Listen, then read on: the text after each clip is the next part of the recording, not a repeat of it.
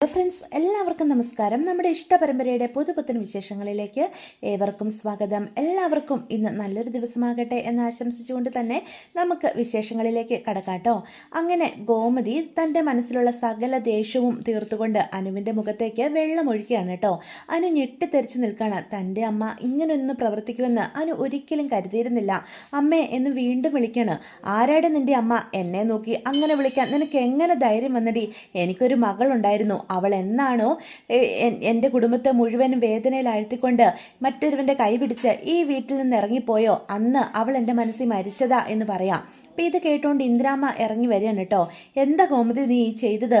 മോളുടെ മുഖത്തേക്ക് വെള്ളം ഒഴിക്കുകയോ? എന്ത് പണിയാണ് നീ കാണിച്ചത്? അമ്മ ഇതിൽ ഇടപെടണ്ട. ഇത് ഞാനും ഇവളും തമ്മിലുള്ള പ്രശ്നമാണ്. ഇതിൽ അമ്മയൊന്നും പറയാൻ നിൽക്കണ്ട എന്ന് പറയാം. ഞാൻ പറയും, ഞാനേ നിൻ്റെ അമ്മയാ. ആ ബോധം നിനക്കുണ്ടോ എന്ന് ചോദിക്കാം. അതൊക്കെ എനിക്കറിയാം. പക്ഷേ ഇവള് ഞങ്ങളോട് ചെയ്ത തെറ്റിന് ഒരിക്കലും ഞാൻ ക്ഷമിക്കില്ലമ്മേ എന്ന് ഗോമതി വീണ്ടും പറയാണ്. എന്നെയും എൻ്റെ ബാലേട്ടനെയും മറന്നുകൊണ്ടാ ഈ കുടുംബത്തെ മുഴുവനും കണ്ണീരിലാഴ്ത്തിക്കൊണ്ട് ഇവള് അവൻ്റെ കൂടെ ഇറങ്ങിപ്പോയതല്ലേ, ആ അലോകിൻ്റെ കൂടെ. പിന്നെ എന്തിനാ ഇപ്പം അമ്മയെന്ന് പറഞ്ഞുകൊണ്ട് എൻ്റെ അടുത്തേക്ക് വന്നത്? ഗോമതി അവൾ അവളുടെ ഇഷ്ടത്തിനനുസരിച്ച് ഒരു പ്രവൃത്തി ചെയ്തു എന്നും കരുതി അമ്മയും മകളും തമ്മിലുള്ള ബന്ധം അങ്ങനെ അങ്ങ് അവസാനിക്കുന്നതാണോ എന്ന് ചോദിക്കാം. അമ്മ ഒന്നും പറയണ്ട. ഇവള് ചെയ്ത തെറ്റ് ഒരിക്കലും എൻ്റെ മനസ്സിൽ നിന്ന് മായാൻ പോകുന്നില്ല. അതിൻ്റെ ഫലം ഇപ്പോഴും ഞങ്ങൾ കിടന്ന് അനുഭവിച്ചുകൊണ്ടിരിക്കുക എന്ന് പറഞ്ഞ് ഗോമതി അകത്തേക്ക് കയറി പോവാണ് കേട്ടോ.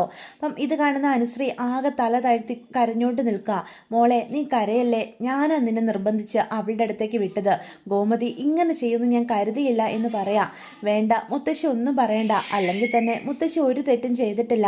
അമ്മയ്ക്ക് ഒരിക്കലും എന്നോട് ക്ഷമിക്കാൻ സാധിക്കത്തില്ല. അതെനിക്കിന്ന് ബോധ്യപ്പെട്ടു എന്ന് പറയണം.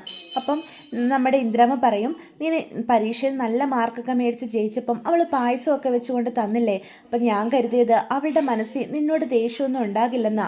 അതെൻ്റെ തെറ്റിദ്ധാരണയാണ്. അല്ലെങ്കിലേ ഗോമതി കുഞ്ഞില് മുതൽ വാശിയും ദേഷ്യവും കുറച്ച് കൂടുതലുള്ള കൂട്ടത്തിലാണ്. ഇപ്പോഴും അതിനൊരു മാറ്റവും ഇല്ല എന്ന് പറയാണ്. അവളുടെ മനസ്സിൽ വീണ കരട് പതിയെ മാറുള്ളൂ എന്ന് പറയാം. അങ്ങനെ ഇന്ദ്രമ്മ ഒരു വിധത്തിൽ അനുവിനെ വിളിച്ചുകൊണ്ട് റൂമിലേക്ക് പോവാണ് കേട്ടോ. അപ്പോൾ റൂമിൽ ചെന്ന് കഴിഞ്ഞും അനുവിന് ഒരു സമാധാനവും ഇല്ല.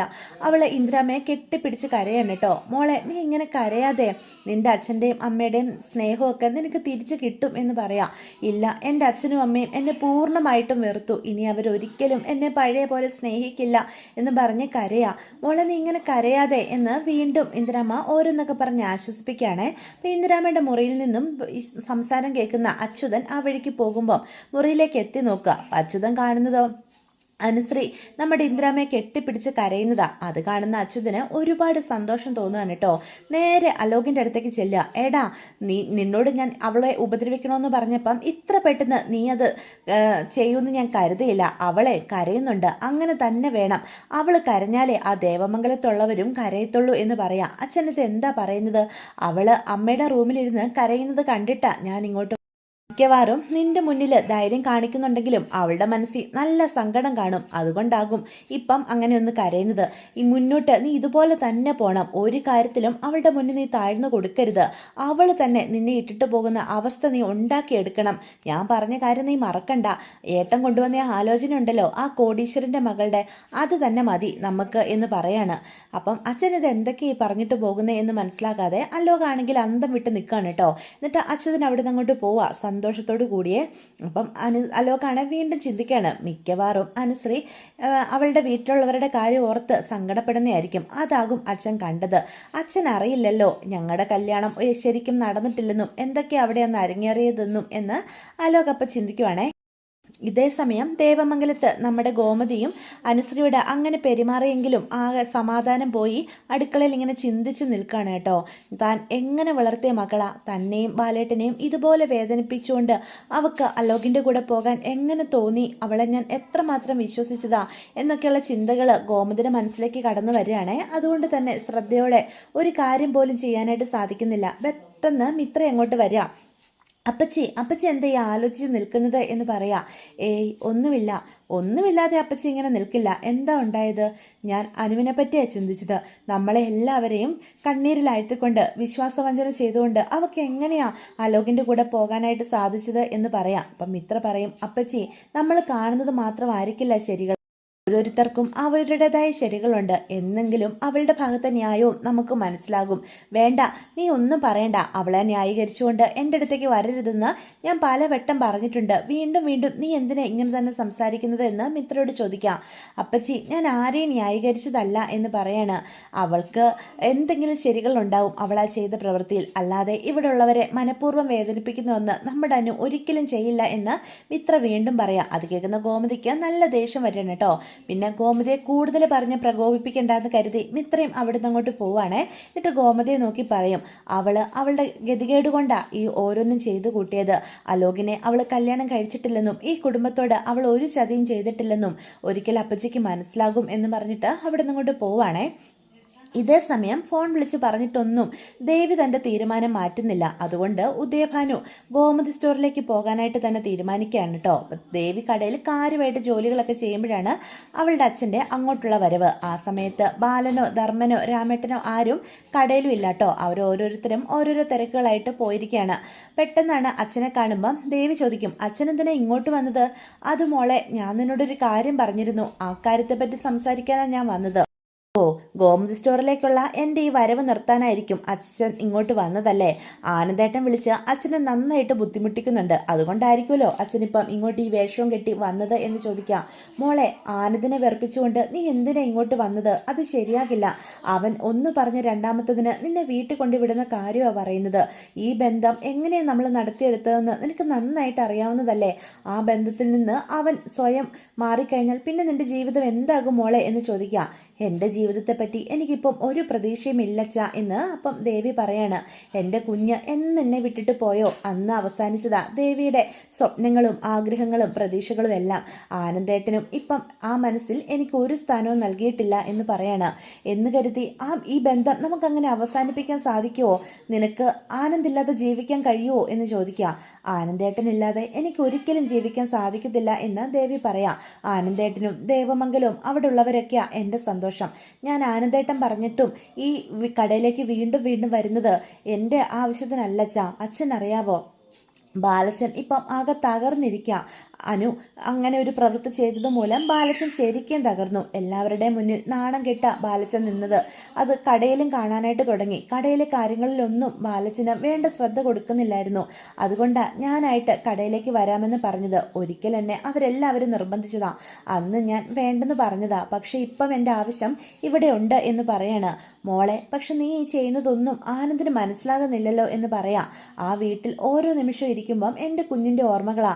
ഇപ്പം ഈ കടയിൽ വന്ന് ഞാൻ ഓരോരോ കാര്യങ്ങളിൽ വ്യാപൃതിയായി ഇരിക്കുമ്പം എനിക്ക് അതിൽ നിന്നൊക്കെ ഒന്ന് പുറത്ത് കിടക്കാനായിട്ട് സാധിക്കുന്നുണ്ടച്ചാ. അതുകൊണ്ട് ഞാൻ ആനന്ദേട്ടൻ എന്ത് പറഞ്ഞാലും ഈ കടയിലേക്ക് വരും.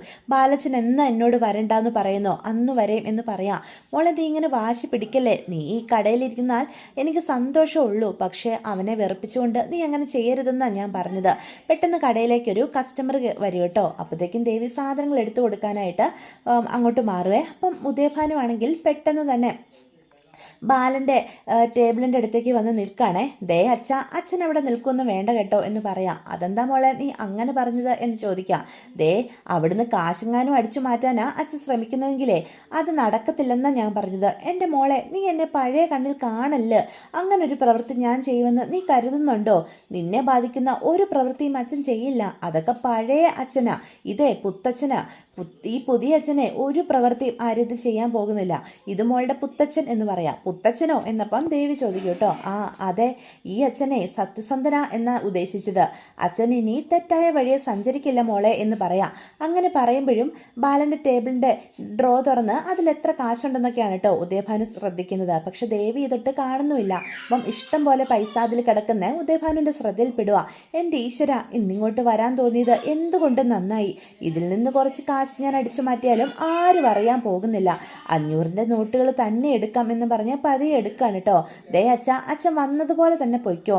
ആനന്ദേട്ടനോ ആരെങ്കിലും ഇങ്ങോട്ട് വന്നു കഴിഞ്ഞാൽ കൂടുതൽ പ്രശ്നമാകത്തേ ഉള്ളൂ എന്ന് പറയാം.